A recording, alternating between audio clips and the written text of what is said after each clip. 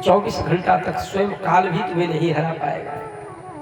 मैं भी तुम्हारे सामने युद्ध में 24 घंटे तक तुम्हें नहीं हरा पाऊंगा।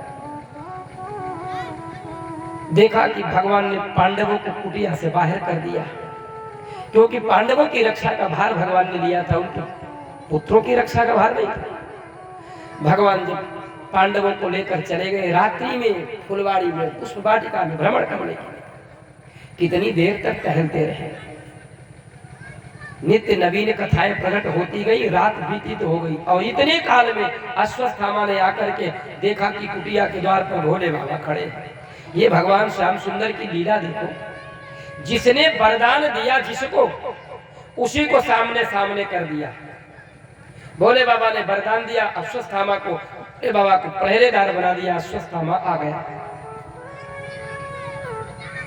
भगवान भोलेनाथ बोले काहे आए हो? बोले आज हम पांडवों का वध करने आए, ये पांडवों का ही शिविर है। भगवान भोलेनाथ बोले देखो भाई, वरदान तो हमने तुम्हें दिया ये सही है, पर तुम अगर इस प्रकार से मारने के लिए आए हो तो हम 24 घंटा तक तो युद्ध कर ही सकते हैं, और 24 घंटा के बाद तुम्हारा वरदान झूठा हो जाएगा, तुम पांडवों को मार नहीं पाओगे। हमारा वरदान भी सही हो जाए और तुम जिस काम को करने के लिए आए हो वो भी हो जाए, तो एक उपाय है, तुम पीछे से चले जाओ। ये रावटी लगी है, अब आगे से कोई जाए चाहे पीछे वाला पर्दा से चला जाए, बात तो वही है, अंदर तो प्रवेश करेगा। अश्वत्थामा ने कहा महाराज ठीक है, पीछे से गया। अच्छा, पांडवों के शरीर की अनुकृति फेस टू फेस एकदम जैसे के तैसे, दुर्योधन के पास में पांडव के पुत्रों की गर्दन काट के ले गया अश्वत्थामा। देखने में भीम का पुत्र भीम जैसा, अर्जुन का पुत्र अर्जुन जैसा, युधिष्ठिर का पुत्र युधिष्ठिर जैसा, नकुल सहदेव का नकुल सहदेव। जब अश्वत्थामा ने वो पोटली दिखाई कि दुर्योधन देखो, सम्रांगण में तुमने अपने 100 भाई के सहित अपना शरीर भी आज मृत्यु के द्वार तक पहुंचा दिया। पितामह भीष्म, द्रोणाचार्य, कृपाचार्य सब युद्ध करते रहे, कोई विजय को नहीं दिला पाया, लेकिन आज देखो क्षणभर में तुम्हारे शत्रुओं के 5 के शीश काट लाया। दुर्योधन बड़ा प्रसन्न हुआ। दुर्योधन ने कहा कि तुमने असंभव को संभव कर दिया मित्र, तुम हमें भीम का शीश लाओ।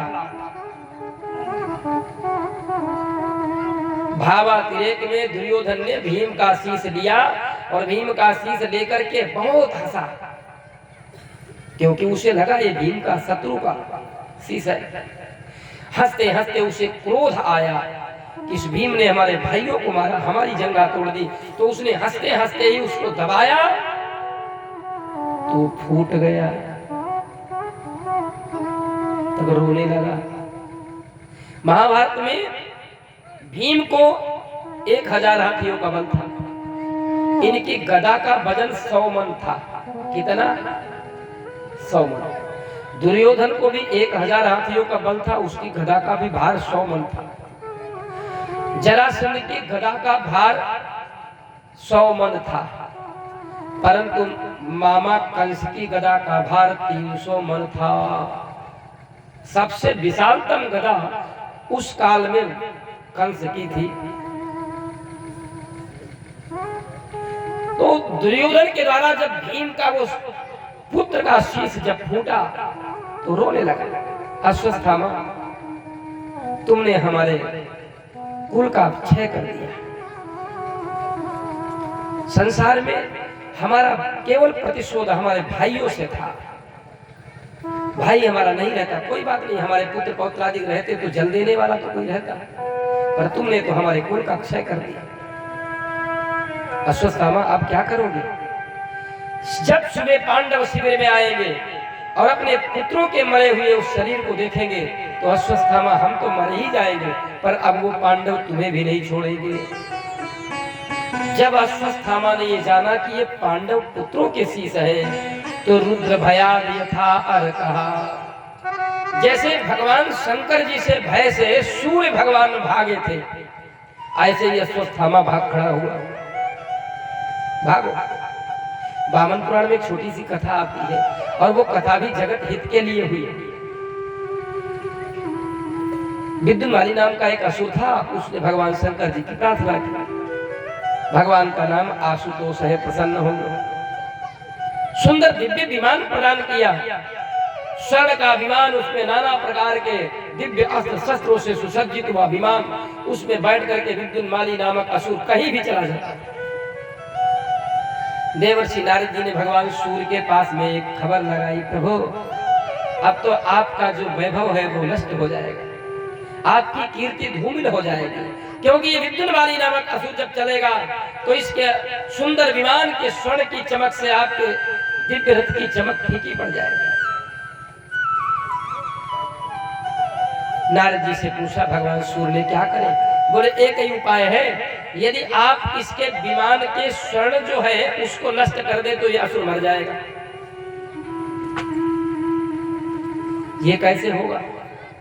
तो आप लोग एक चीज जानते हैं कि जब भस्म का निर्माण होता है तो ताप से होता है, लोहा गलता है ना, तो विज्ञान जो लोग पढ़े होंगे उनको मालूम है कि लोहा को गलाने के लिए कितना टेम्परेचर चाहिए। उतने आग में टेम्परेचर हो जाए तो लोहा पानी बन जाता है। स्वर्ण को गलाने के लिए कितना टेम्परेचर चाहिए, चांदी को गलाने के लिए कितना टेम्परेचर चाहिए, लेकिन तांबा सबसे अधिक टेम्परेचर सहता है।